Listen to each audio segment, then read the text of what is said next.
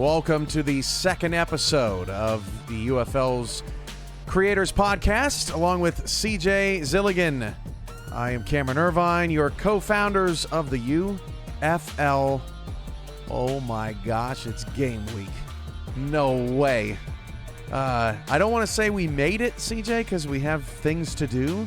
But I mean, it's right here. It's right in front of us. Just a few days to go from the time that this is posted, and I know that people out there are excited, but I don't think there's anybody more excited than me and you. If we're being honest. Yeah, I mean, it's been a long time coming. That ticker is finally in single digits, right? These games are going to start meaning something. We're finally here. I'm going to say it. We're finally here.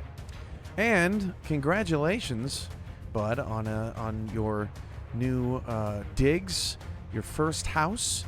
I know that was a big deal for me. That just happened a couple years ago for me. We were around the same age when it happens, but we certainly weren't in our 20s, man. I don't know how anybody does it, but I'm just glad to be out of it and in a nice, beautiful home. How are you doing with it? You settled in? Yeah. I mean, we've been here for about 2 months now. I think there's still stuff in boxes, and like the last room to be put together was my office, and it's still not together. The background has not changed. We still have white walls in here, so paint will be going up eventually. But I think for the most part, it's livable. We're good. We're happy. Yeah, all positive things, man. And you have such a beautiful plant, but I cropped it out, so then we don't even get the plant in there. So, yeah, that's that plant needs to be cropped. It's fake. Come on.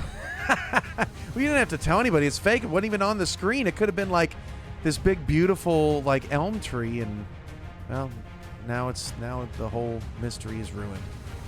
Yeah, the plant's lucky to be here. I'll tell you that much. It's getting moved through a lot of way. Yeah, no, but it's great, and I can't wait to see what that office looks like. Of course, we have a green screen here in studio, but you know, I think both of us, a point of pride is how our office background looks, and you know how we've got everything set up. It's really our place of work, so it's a place of pride there, and you know, that's cool. But I don't know how people do it in their 20s. I don't know if there's anybody out there that bought a home when they were in their 20s, maybe, you know, 20, 30 years ago, but it was I just remember it as an impossible task. CJ, it always felt like in your 20s you were just drowning.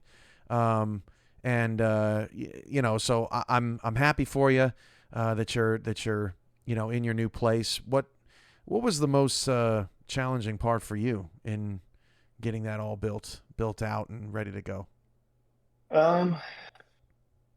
I guess pulling the trigger. We've been kind of saving for a while, and this was something we wanted to do. I think the most annoying part was also just looking. I mean, that whole part is just, you know, it's a whirlwind. I think we were just kind of looking forward to the end of that whole process, and now it's behind us. Now we're here. Yeah, we were cooped up for about a year in a place we did not want to be in, and so while we were kind of negotiating the asking price, we said we got to get out of here. So we took a vacation down to Galveston. We love Galveston. Yes, the water's brown. We get it, right? But it's still a nice getaway. But the whole vacation was spent negotiating on the sale price with the sellers. So that was the worst part for us. It was that we were just trying to de-stress, and we just couldn't get away from it. But we finally we made it through, and you know, everybody's better for it. So congratulations, man, and congratulations to anybody out there who is you know, able to finally get in that first home. It's a good feeling. Yeah, for sure. I mean, my wife and I both work from home, and we've been sharing an office for the past like 9 months. So, speaking of inspiring places to work, I think not having a designated area to kind of make your own. You know, we're working. You know, we both work a lot. I'm talking about you and I. We work a lot, and our environment has a lot to do with our creativity. And this is a blank canvas here. Yeah. All right, well, we move on from what's going on in our world to what's going on in the UFL world. And we've got a lot to go through with just a few days before the season. We wanted to kind of, if you're new to the UFL, if you don't really know where to start, if you're just a fan, you're a viewer, you're hoping to see, some awesome stuff. We've got, we want to show you around a little bit with what's going on around the UFL. So we pull up our website, ufl.football. First, we want to mention that little Fans Who Matter pop-up.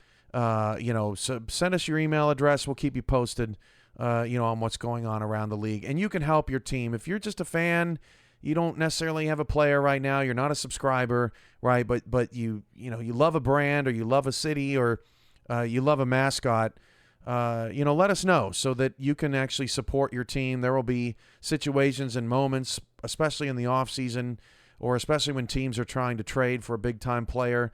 The team with more fans is going to win in those negotiations, right? They're going to get more bang for their buck, that kind of stuff. So you as a fan, you can really impact the action here. So go to our website, go to that Fans Who Matter, and make sure that we know who you're pulling for this season, and we'll keep you updated on their whereabouts. Okay, so with that being said, let's go to our teams page. We talked about this a little bit in our last episode, but CJ was talking about our hype videos and what we did, giving these teams an identity. You can view them all here. They're all on that page, and it gives you kind of an insight on where this team is and where they've been. Call it 27 seasons kind of wrapped up in about 45 seconds, just to get you updated on the UFL universe. So that's a good resource for you as well. This About the UFL page on the menu, it's got a lot of great stuff for you to go look at.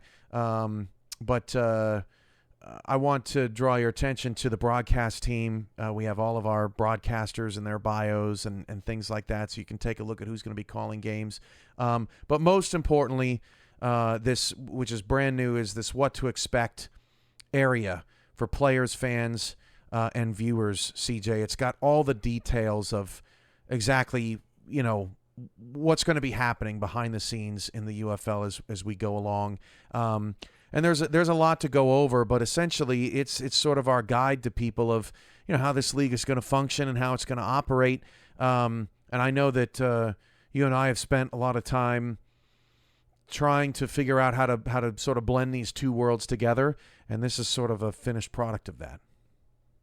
Yeah, for sure. And this is your bread and butter. I was kind of our whole partnership is I focus on my part, you focus on your part, and we kind of intermingle and collaborate in between. But man, this is where you, as the expert, you really kill it. I think it's awesome how interactive you made everything, and obviously your team as well, to make it seem like these players are really part of these games, and it's not just limited to the players but the fans as well.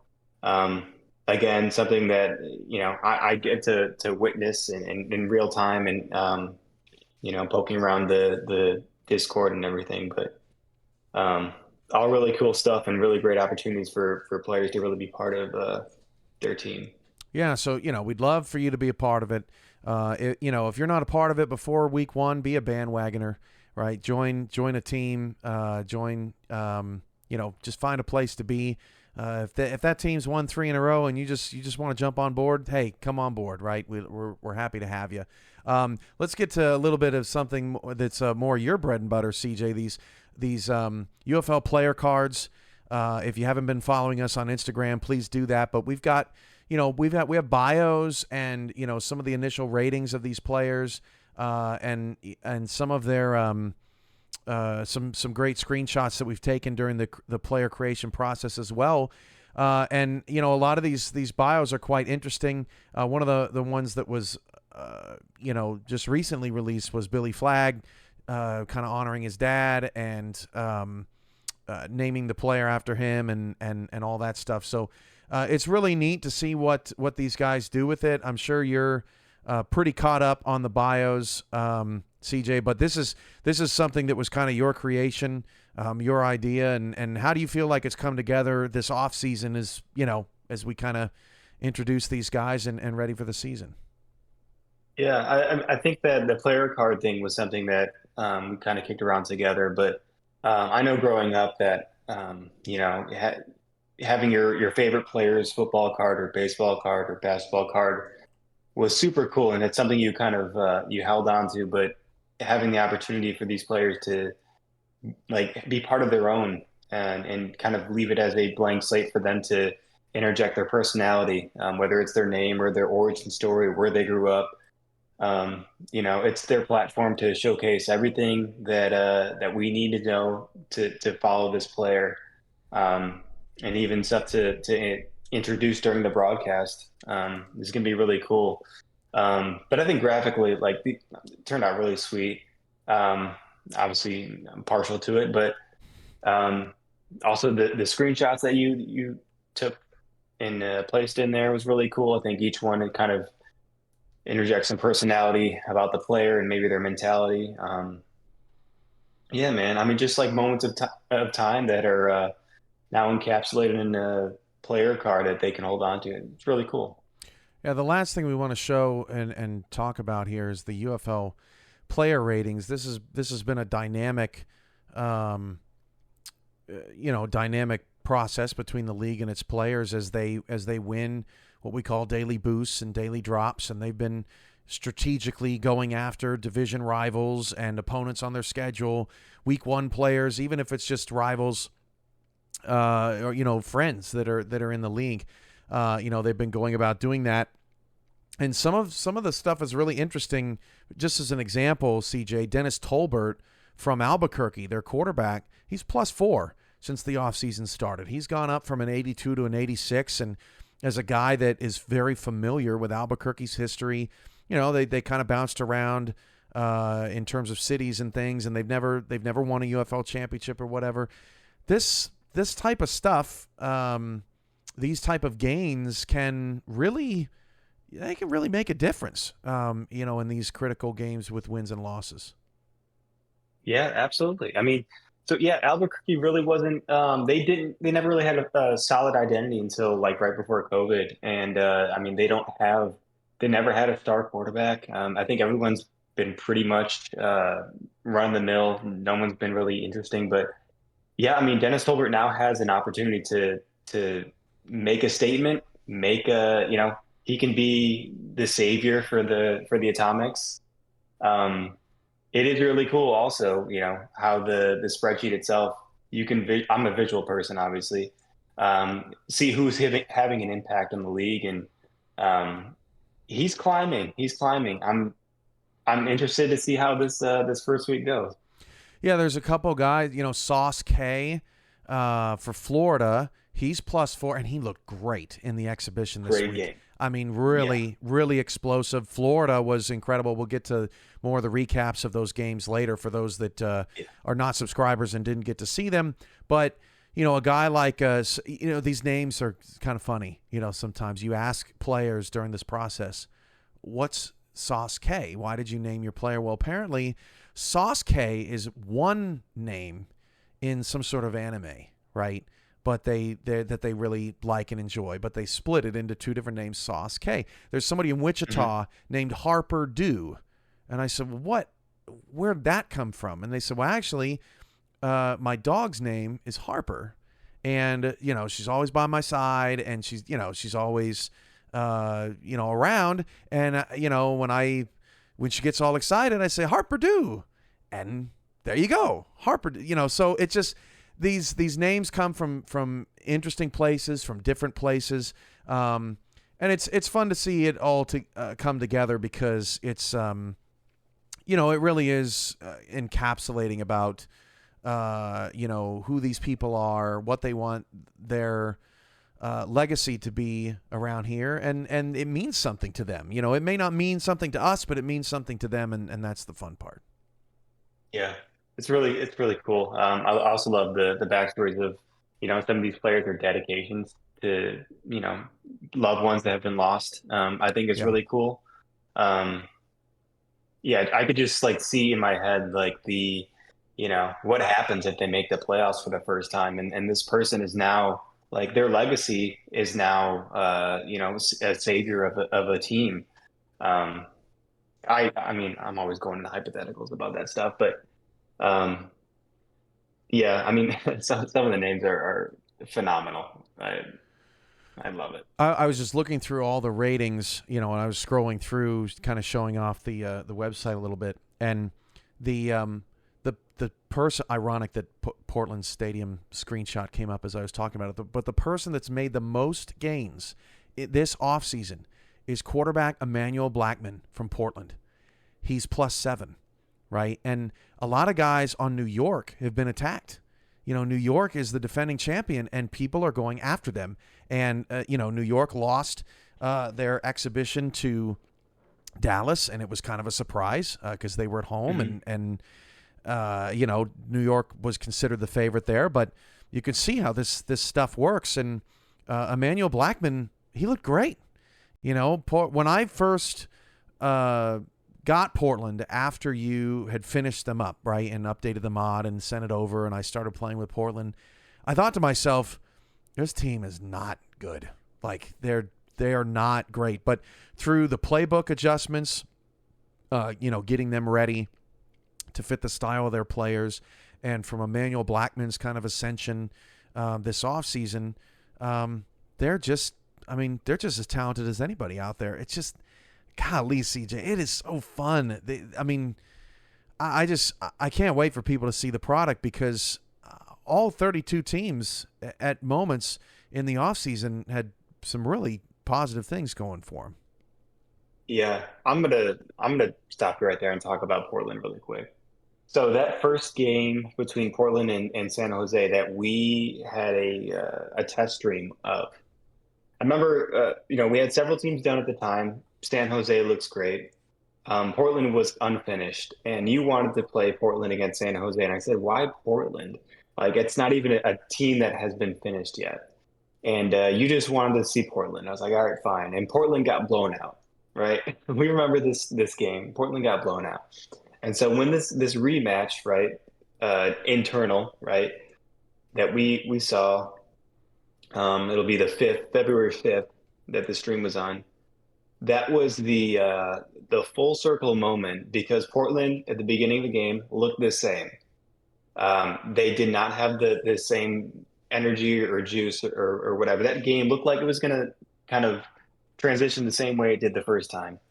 But my goodness, they turned it around, and that was the moment where I was like, everything's coming together. The most exciting game happened at the end, the final test stream. My goodness, man, that was I got chills, man. I got chills watching that. It was cool. It was so cool. And I know it's going to sound crazy, but before you brought it Yeah. up, I totally forgot that happened. That you're right. That did happen. It was one of our very first. It was before we had even launched the league to anybody, and we had a couple of them. And San Jose and Portland was just a random. It was just a random matchup, and it was not good. It was it was really ugly, and I thought, wow, this there's going to be some bad teams around here, and you're right. I mean, it's kind of an example of what we're looking to do here in the UFL. If your team is downtrodden and things are not going well, we are here to make you better, right? We want everyone to experience those winning ways, and we're going to make the moves to help facilitate that, right? We don't want these teams. We don't want the same team losing by 20 points, 25 points, 30 points consecutive weeks. That's not fun. That's not fun. And especially for a new product, it's unacceptable as a league with 32 league-owned teams to have that happen. So, it was really great to see Portland kind of get off the mat, and they're just one example of that. And we'll get into some more later on in the show. But what a moment! And Emmanuel Blackman is proof that if you play daily boosts and drops every day, and you're lucky enough to win, and you put those opportunities for yourself, down in the right way, you can really turn things around. What was also cool was that we've seen so many streams individually and broadcasted, that you kind of get familiar with some of the animations. Like you kind of understand what's going to happen when a player gets close from this vicinity. If they're tackling from the side, maybe they're going to Right. get whipped down or whatever. But also, like if a ball is high, they're going to jump and they're going to have a contested catch coming down. I had not seen that animation before where the receiver reached for a ball that was a little further ahead and it Mm. looked like a fingertip catch that he barely caught it. And that was also exciting was that I don't remember seeing that kind of animation. So it almost just reminded me that, anything can still happen. Like we have not, we've seen so many games, but this is just the tip of the iceberg. And he stumbled, as it was almost Yeah. like he stumbled because the pass was just a little bit off target, but he still was able to come down with it anyway. It didn't happen in an official exhibition, but it did happen in a test. I was watching a game where the it was I think it was maybe 3rd and goal, something from the 3. Quarterback throws it into the back of the end zone. It gets deflected right into the hands of a receiver who was just standing there. And it got Oh my deflected gosh. by a defender, and it went right into the receiver's hands, and he caught it for a touchdown. And I've never seen that before. I mean, it just was serendipitous that he just so happened to be standing there, waiting for a pass that was totally intended for another receiver. So, yeah, we're about to see some wild things, and we'll get to some of the wild things that we saw in the exhibitions here in a little while. But first, let's kind of transition back to the work that has been done, on this thing, because we're about 99% finished. I think, CJ, is how I would describe it. We've been at the beginning of this journey. There were hundreds of ribbon boards that needed to be updated so that we didn't get any of the old stuff firing. I know that you've gone through a few different accessories, updates, trying to get the colors right, trying to make sure that the shoes are firing correctly and everybody's in their right, sort of branded position. And I feel like the last little bit of any project, it's just so difficult because we're so close, and you and I are such perfectionists that I feel like all the stuff that isn't done is just nagging me like 10 times more than all the things before it, because a lot of it is stuff that we haven't necessarily figured out how to do yet, or how to do, exactly as we want. I know that there's one that's driving me crazy, and that's all of the different sound effects in the stadiums. The hawk screech and the horse, gallop and all this stuff. And it's just like, it doesn't fit, and I need this to go away. But you do the best you can with the time that you have. But, has anything been kind of bugging you, and how has it been sort of reconciling with the fact that, wow, we really are just that close to it being on the money? Yeah, I think a lot of it is just taking notes and when watching some of these games, and some stuff is I'm just being overly critical about, and some stuff is just like a laundry list of little things that you kind of have to just run through and track them down, and get those solved. But I didn't even think about the sounds, to be honest. I thought that was kind of funny that your brain picks those out. Right. I mean, I will say that, it's likely that there's eagles flying around in Denver, so I think you're okay there. But I don't know about a horse stampede randomly in Utah or something like that. Yeah, no, that's well, and that's funny because that's where my brain goes, because I'm thinking about the sound of the presentation, but you're not necessarily thinking about it, and that's why this works. That's why this would, like, you were thinking about the fact that the perimeter of the pylon cam is orange, and we want it to be green to match the UFL green and to match the green pylons, and that's where your brain went, and I went to the sounds, in the stadium. And so that's why I think that that this has worked so well. We're spotting things that are different, and that's helping us catch a lot of things a lot faster. Yeah, I'll say too that I didn't even realize the referees talked. Mm. I didn't notice that. They actually speak. The sound is very low. I think it's by default, but I'm so used to having all this sound from the actual game itself, drowning that out. But I thought that was pretty interesting. I was like, oh, I didn't realize this guy had a voice. It's kind of cool. Yeah, and the public address guy does a great job until he says, touchdown Saints, and it's like, oh, God. But Yeah, yeah, yeah, there's only so much you can do to try to immerse somebody in a world. But I am confident, CJ, that we've done the best job that's ever been done, and I'm so proud of that. Proud of you. Proud of your league, the vision, the teams, everything, all that, and to see all 32 teams finally hit the field, right? We had all the exhibitions. We got to see everybody. Even just on the last night, people commenting about how, oh, Houston's uniforms look, the helmet looks great with the horn and everything. We don't think about it like that, but there are still hundreds of people who have yet to experience even a single team yet, let alone all the teams. And I can't wait for people to just kind of take it in one team at a time this season. yeah. So last night I airplayed the game on the TV, and I think that added a whole other element to it. Because my wife has said several times, this looks like real football. I'm like, I get, yeah, it kind of is. Like it's kind of there. I guess graphic wise, but um, being able to detach myself, like obviously I had a hand in designing all these teams, but being able to detach myself and just watch the gameplay and then kind of say, oh, these stripes kind of look really good on this player model, or I like how it, kind of truncates at the pants or something. Um, just as like a fan, like detaching myself in that aspect was interesting, gives me a different perspective. But also, I think it's hilarious how some players beef up their shoulder pads I was and just have about like to old ask school you. tape. And yeah, that was just like, that's awesome. Like, I can't wait to see, what happens if that player's like truck sticks someone and then all of a sudden they're like the big bad bruiser and then someone goes after their strength or something.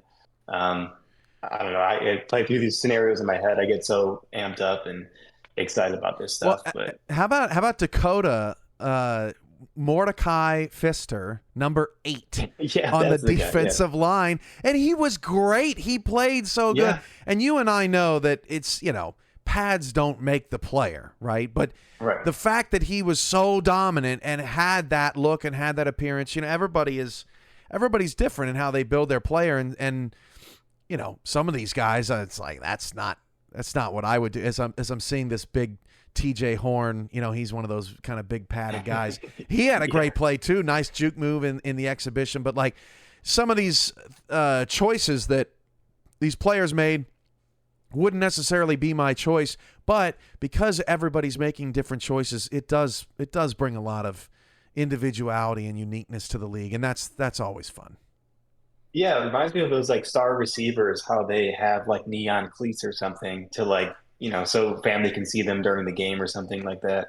It's like it's a different version of that where it's, I'll put the cowboy collar on or something, so I can see my player, or I'll have like an orange sleeve or Right. something like just to stand out, and also creates like a nice palette of diversity in terms of like equipment in the game too. I think it's really cool. And all the players, as the screenshots are scrolling through always on our podcast, all the players that you're seeing, they're real customized players.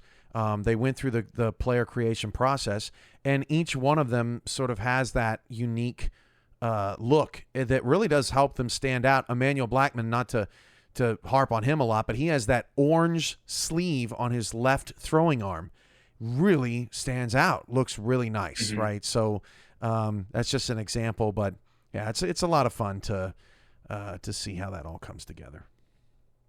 Yeah, man, and tweaking those team colors to allow that to happen Mm-hmm. is that was a heavy lift, but a successful one. It Yeah, sounds like. yeah, it was super important. The devil's in the details, and it really worked out. And I think the players have loved it certainly. All right, so let's get to some exhibitions. Here's what happened. If you're not a subscriber, and you missed all these broadcasts, we'll kind of run down through who won, through who lost, what, if any, impact we think it's going to have on the season, and it's also worth noting that the updated power rankings, the sort of week 0 power rankings, will be up for you guys to check out in kind of relation, and it's going to kind of recap a lot of this stuff as well, maybe in more detail than we might have time for, because we're not going to run through all 16 games here. But some scores just to go over. Miami beat Houston 21-6. Florida topped Dakota 35-17. They raced to a 28-0 lead and then kind of held off a Dakota surge. Portland wins a thriller 28-27. They were down 17-0. They came all the way back to take the lead and win the game. Salt Lake took out Charlotte 23-6. Vegas beat Tennessee 28-21, holding the Ramblers from I think it was the 1 yard line. The goal to go situation. The moment that Tennessee had to tie the game, and they were unable to do that. Wichita beat Montana in overtime 39-33 on a pick six. Los Angeles took out Cleveland 31-13. Dallas goes into New York, gets an upset, beats the Lightning 35-17. Rochester took out Cincinnati 31-16. Motor City beat Fresno in a very defensive contest 20-13. New Orleans topped Albuquerque 21-15. Denver looked explosive. They edged Phoenix 30-23. Washington beat St. Louis 25-10. Let's see. Milwaukee beat Minnesota on a game-winning field goal in the final 10 seconds, 24-21, after Minnesota came back to tie that one. San Diego, a little sluggish, but they had enough against Austin, 20-13. And way back at the beginning, Chicago topped El Paso 31-23. So that's what we saw across the exhibitions. If I'm doing the math, 4, 5, 6, 7, 8, 9 of the 16 games were one-possession games. So with that all being said, rack your brain, CJ, about, when you as a viewer were watching all these teams, all these games, all the history, with everything who was the team where you were just like, wow, I had no idea they had it in them? Rochester. I think Rochester has always been low on the totem pole, but I think because the amount of players that have flocked to that team has just injected new life into it, and now they're ready to get to work. They're very impressive. I love that the quarterback is now more mobile instead of just taking coverage sacks. I think that was awesome. But also, I'll say this, like Dakota last night. Dakota's more known for being defensive, but they've shown that they can, put together a comeback. That game was, if it was any other game, if it was watching the NFL or something, I probably would have turned it off. But knowing how much work we've put into it, a 28-0 lead is not insurmountable, right? They Right. could have won that game, and that's probably what made it so exciting, is that was possible. But the offense was unexpected, and how I guess methodical, and how close they were to making that comeback. But also on the other side of the ball, Sasuke was nuts. I think that was awesome. Just running through people was really cool. The first thing that comes to mind is Rochester, just because it's so unexpected for me, and how much that team has been unable to put something together for so long. Yeah, from a gameplay perspective, I think that's been the most challenging thing to get right, is how the quarterbacks are handling pressure, coverage down the field, and how they are able to navigate, making something out of nothing. I don't think that was very organic to the game as it was originally released, and I think that's opened the doors for a lot of teams that have sort of been, kind of locked in a cage by default. And I think Rochester's one of the biggest beneficiaries of that, just because of that quarterback's build. I mean, he was bottled up. It didn't make any sense. He's a scrambling archetype. He's got a lot of speed. Why is this guy not running? And it was really great to see the different types of game plans, gameplay, just even the simplest things of just the way these guys move and make decisions was really special. And I think my surprising team, CJ, was Vegas. I mean, I had zero expectations for Vegas, and Ethan Flowers is basically Vegas right now. Yeah, and they go out there against Tennessee, and they put up 500 yards of offense.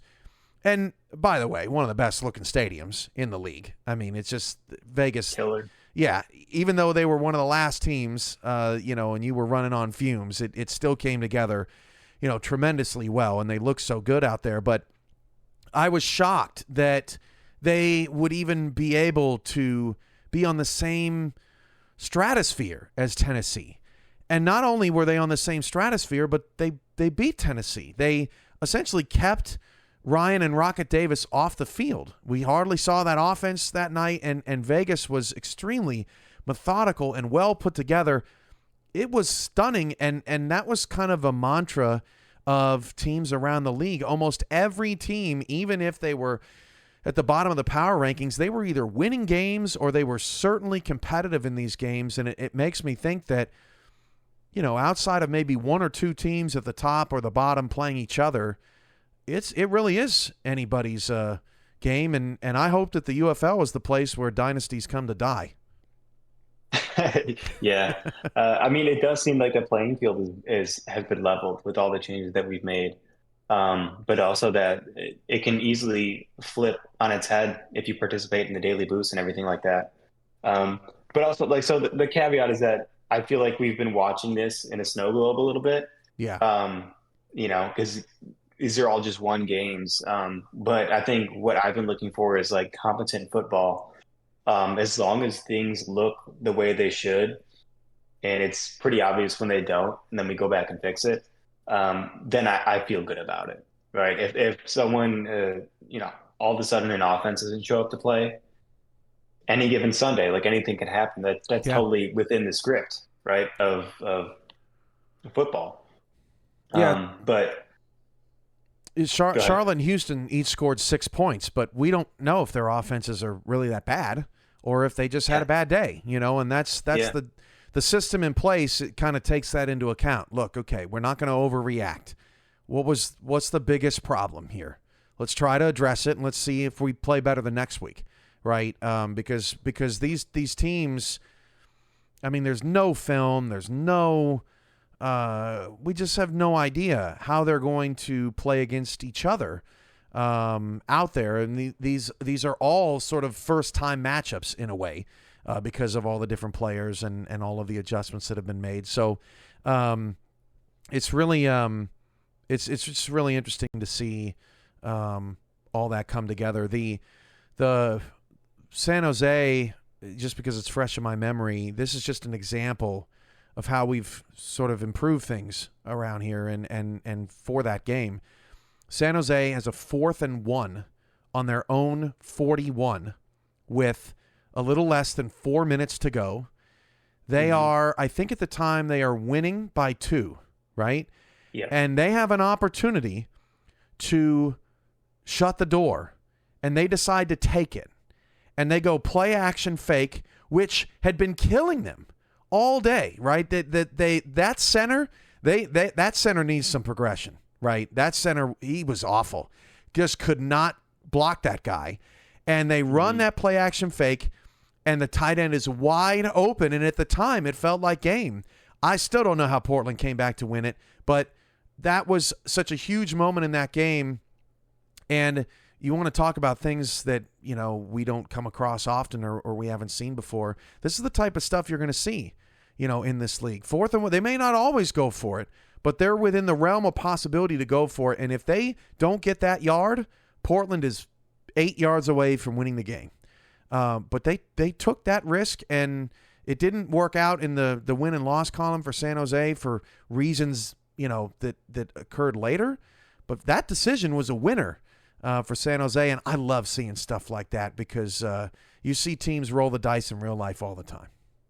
Yeah, that's what I'm saying. Competent football. It Yeah. looked how it should look. And when it happened, it was so exciting. And you touched on it, but they still lost the game, which means anything could happen. And Mm-hmm. that's who how can you not love that?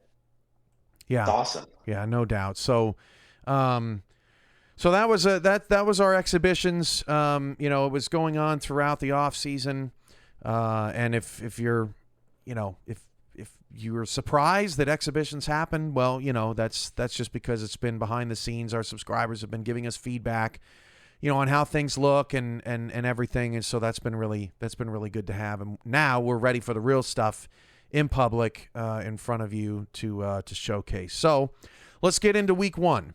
We have half the league playing in this first part of week one. The UFL season is an extended season that runs from February to August in terms of regular season. So games are spaced out. Teams on average play about once every 10 days. And we'll have 4 games a night, 2 nights a week, until we get into the summertime and things start to ramp up a little bit faster. But Wednesday, February 12th, that is opening night. 7 p.m. Eastern is our start. We will start, the only time this year we will start with our primetime game. Now, the primetime game gets voted on by our community. Right now, it's actually close. CJ, New York and Los Angeles, a rematch of the championship. Cincinnati and Austin, as at the time of the recording of this podcast, is only 1 vote away. And that Cincinnati-Austin game is a stellar matchup too. But that's a little bit surprising. New York, LA, Cincinnati-Austin, Wichita, Washington, and then Vegas takes on San Diego. As the creator of all these teams, I'm sure New York, Los Angeles is probably number 1 on your bucket list. But does any other matchup kind of take the cake here on opening night? So maybe there might be champion fatigue because New York and Los Angeles faced off in season 25, but also season 27 in the championship games, of which New York was the victor of both. So maybe there's some fatigue there. Maybe we're seeing a Kansas City Chiefs fatigue, right? Yes. But I think Austin's a young team. It's going to be cool to see them. Same with Washington. Those 2 games are going to be really cool. But also, who doesn't love San Diego? I think the mobile quarterback and their stellar running back, always exciting to watch. Vegas just came off a crazy win against Tennessee, so that's going to be cool to see too. I'll tune into all 4, right? So I don't know, man. I'm excited to see all of them. Yeah, it's going to be great. I think that Wichita and Washington each got exhibition wins. So did San Diego and Vegas, and Cincinnati and Austin didn't, but people are really interested and intrigued by these teams because they are so young, because they have a lot of personalities around the league that have been very popular. Jesse Long has been super active, the quarterback for Austin, and T. Roy Gaines in Cincinnati, and it just, those teams have a pretty good following with fan bases as well. So yeah, there's a lot of intrigue there. So we'll see if they can pull the upset and actually be, the debut game. So that's at 7 Eastern, and then at 8:30 p.m. Eastern, the other 3 games will play in a simulcast. You'll see that all here on the Virtual Football Network. Now, the next night on Thursday, you'll have the simulcast at 7 and then the primetime game at 8:30, and that's how it will usually go over the course of the season. So on Thursday, Dallas takes on El Paso, Denver faces Florida, Salt Lake at Montana, and San Jose at Fresno. Right now, Denver, Florida has a 5-vote lead. It looks like a kind of a battle between those two at the moment, but I wouldn't be surprised if Denver, Florida pulled that out, considering that both teams put up 30 in their exhibition. Both teams seem to have explosive offenses, and we could see a ton of points in that game. Yeah, I mean, partially I'm pulling for that one. I think it'd be awesome to see that. I think Sasuke had an amazing game, and people are probably still wanting to see that continue. But Fresno has one of the best quarterbacks in the league. Yeah. San Jose, obviously, Derek Jackson is always super, super exciting to watch, despite those 2 fumbles. I think again, like all games are going to be really cool. Dallas, had that victory over New York in the exhibition, and Salt Lake's got a killer offense. Montana has a young quarterback. It's going to be cool to see all of them. And I'm glad you said Derek Jackson, because I think I called him Dexter Jackson probably about 5 times on the broadcast, because in the SFL there's a player called Dexter Jackson, and there's a Dexter Jackson, I think he plays for Tennessee. And so already my brain is fried. But yeah, Derek Jackson, I'm telling you, man, that whole San Jose team is underrated. I'm surprised they lost to Portland. Their running back's really good too. And San Jose's got a high ceiling because both those players are unclaimed still. That Pacific Division, honestly, CJ, it might be the most interesting to watch, because I think all 4 teams are really, really good out there in California. It's a toss-up. I mean, LA's stacked. Obviously, they just came back from the championship game. San Diego is a young team that has, such an explosive offense. Same with San Jose, but Fresno, you can't ignore them with the one of the best quarterbacks in the league, obviously. If your favorite team's not playing this upcoming week, they'll be playing in the next week. We'll have games on Tuesday, February 18th, and Wednesday, February 19th that week. So have no fear. UFL football for all 32 teams is here, and we're talking about things like Denver and Florida. Oh, they're both gonna put up 40 points. It'll probably be like 13-10. We have no idea what we're talking about, right? Because it was just like you said, we're living in a snow globe. We have so little to go off of. And I think someone in the chat during the exhibitions was like, "You just throwing up random spreads?" And I'm like, "Look, man, I'm doing my best. I have no analytical data at all. I'm just trying to make something out of nothing here." So I think as the season goes along, and we get all of our stats on the website, and we're tracking everybody, and the storylines are starting to come together. That's when then things are really going to get interesting. And the teams that are losing are improving. The teams that are winning are kind of resting on their laurels a bit. And how will it all shake out? And we didn't even get a chance to talk about the playoff format that I kind of dropped on you. Do you what do you think about that playoff format? You like it? Yeah, I think it goes right in line with the philosophy of the league. Anything can happen. I think having what was it, 8 teams from each conference? Yeah. Yeah, I mean that's awesome. I mean, an 8th seed could win the ultimate championship. I think that would be great for the league. I mean, again, not to Chiefs jack this whole podcast again, but I think people are seeing fatigue from the number 1 team, just constantly blowing everything away. So allowing more opportunity to, have some league parity is really cool. Yeah. Speaking of fatigue, are you pulling Eagles Sunday? Absolutely. Yeah. Yeah. I think Saquon deserves it. That's it right there. Saquon, but he just seems like such a good guy. And for having to deal with all the turmoil that he had to deal with his other team, I hope he gets it. I think the Chiefs winning wouldn't be so bad for business around here, because people get fatigued by the NFL, so they need other football elsewhere. But I think regardless, hopefully it's a good game. And look, we've been patiently waiting for our opportunity for the NFL season to end, and it's almost over. Move out of the way. It's our time now. Yeah, I mean, I'll say this too. I was a Brady fan. I'm more in the realm of I want to see greatness, and I don't want to, be a hater if because something like this cannot happen again in our lifetime. Probably no, right? So if they win, so be it. Whatever. I'm really just looking forward to the Wednesday after the Super Bowl. Yeah, for sure.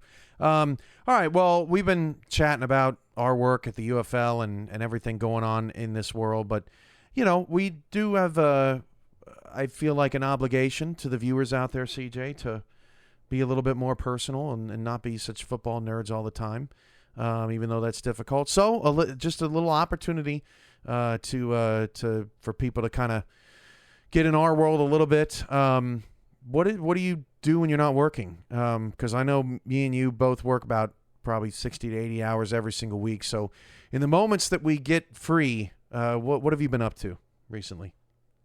Gosh, it's so hard because I feel like it all blends together. I think we're, both very lucky that our passion is aligned with our occupation. So it's hard to say what I do in my free time as opposed to what I do when I'm working. But honestly, like I've just been enjoying just hanging out with my wife and my pets. I think that's kind of how I wind down. Just rewatching old, um, you know, series that we used to watch years ago, which is kind of fun. We're awaiting some new furniture for a room that's now going to be like a cozy movie room, which I'm excited about.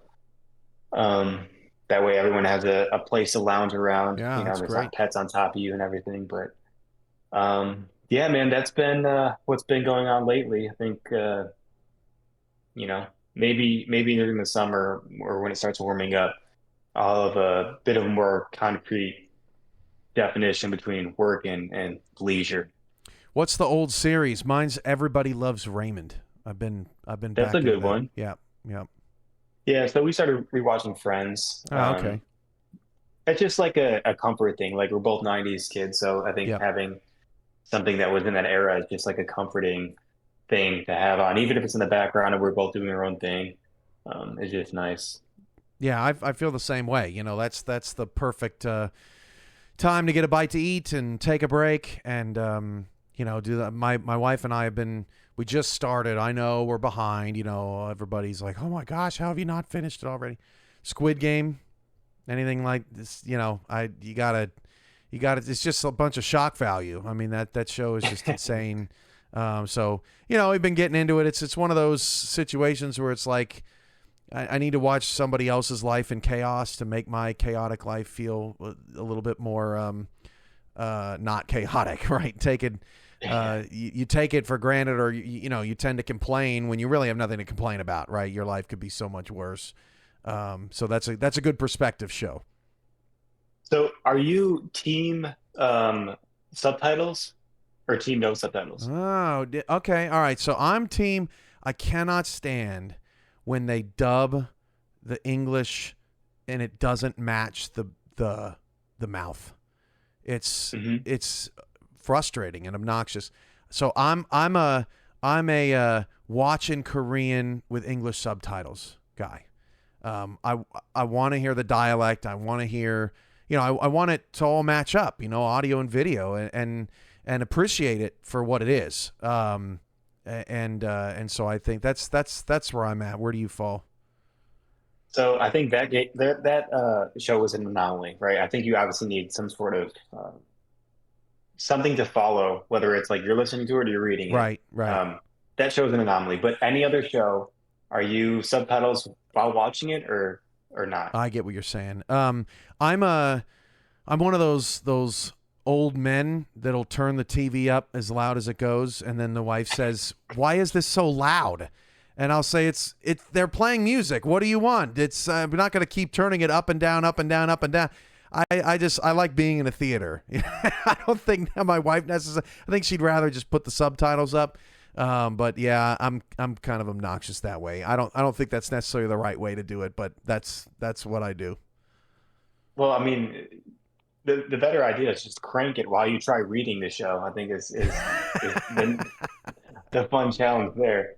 Now we like having the subtitles on. I think when our parents come over, or, in-laws or whatever, and they kind of see like, are you reading this or are you watching this show? And it's like we always had subtitles on. I Hmm. don't know why. I don't know why we're in the outlier, but it sounds like we still are.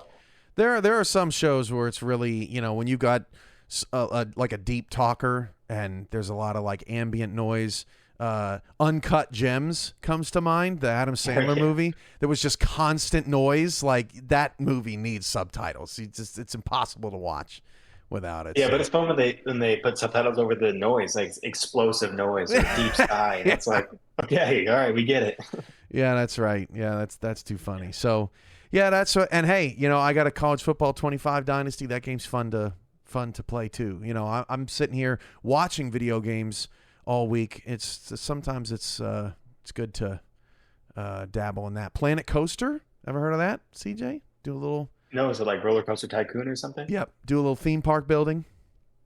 Yeah, That's just a fun. just to zen out. I'm a good fan of I think cozy gaming, I think is the thing where it's like there's no pressure, there's no it's just so casual. Like the idea of what is it called? That one Nintendo game, the uh, I can't remember what it's called, but I'm terrible with just the stuff idea like of like that. what? I'm terrible with stuff like that. I couldn't help you out even if I, wanted to in that moment.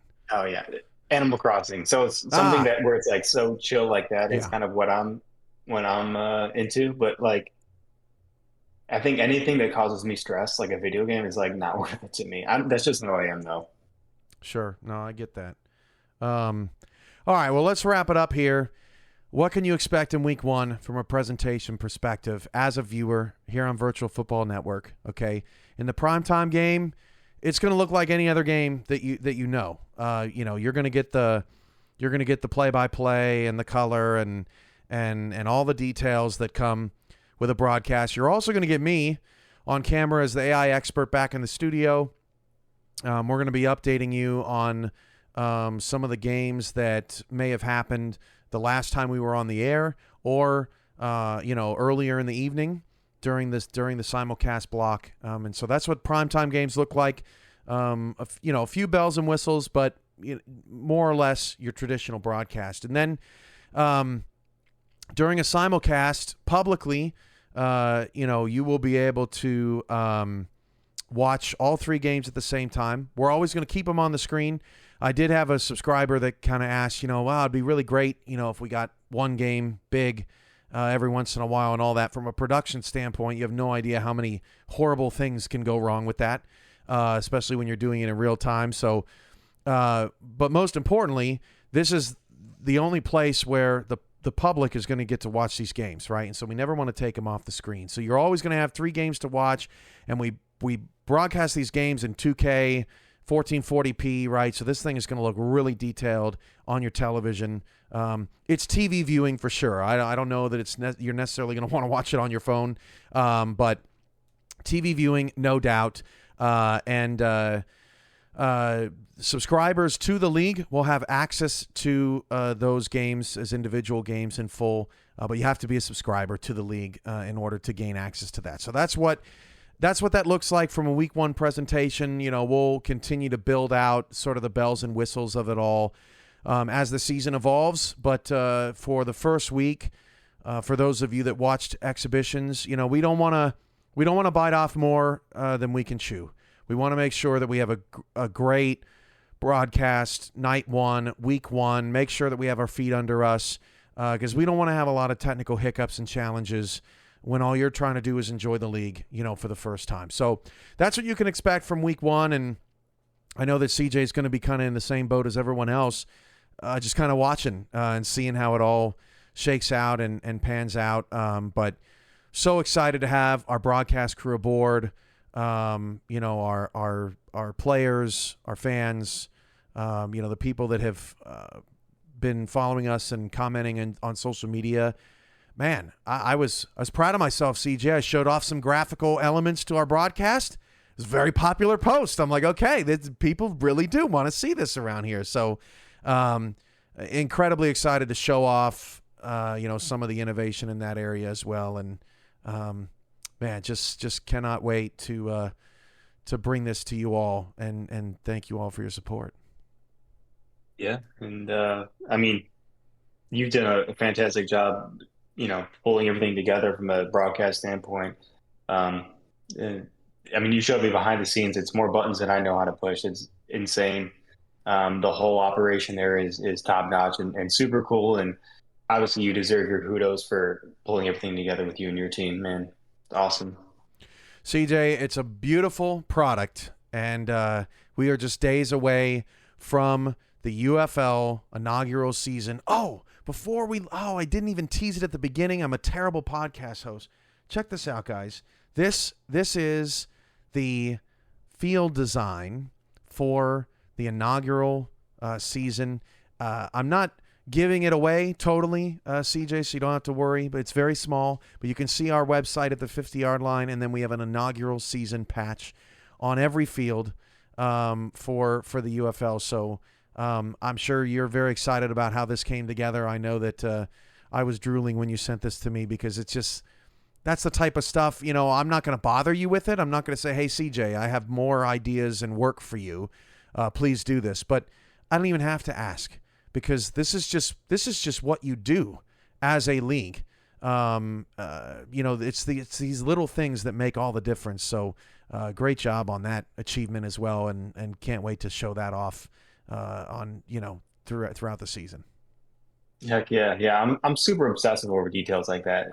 You'll definitely see more sprinkled out throughout the season. So, all right, well there you go. Well, if you got through the hour-long show, then you got to see a little teaser on your way out the door. But CJ, thanks for joining us as always. The next time that you and I talk, each team will have a couple games under their belt. We'll have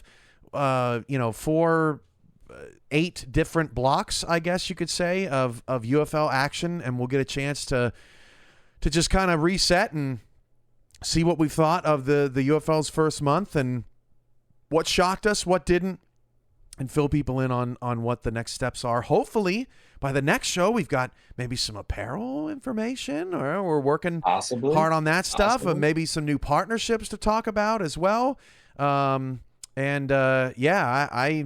I'm looking forward to that. But yeah, man, full speed ahead. Let's go get it. Heck yeah, Cam, always great talking to you again. Super stoked. I can't wait to see what happens the first week. Just want to say thanks for being a fan, everyone. I really appreciate it. UFL coming at you. We'll see y'all there. Talk to you later. Thanks for watching. Bye.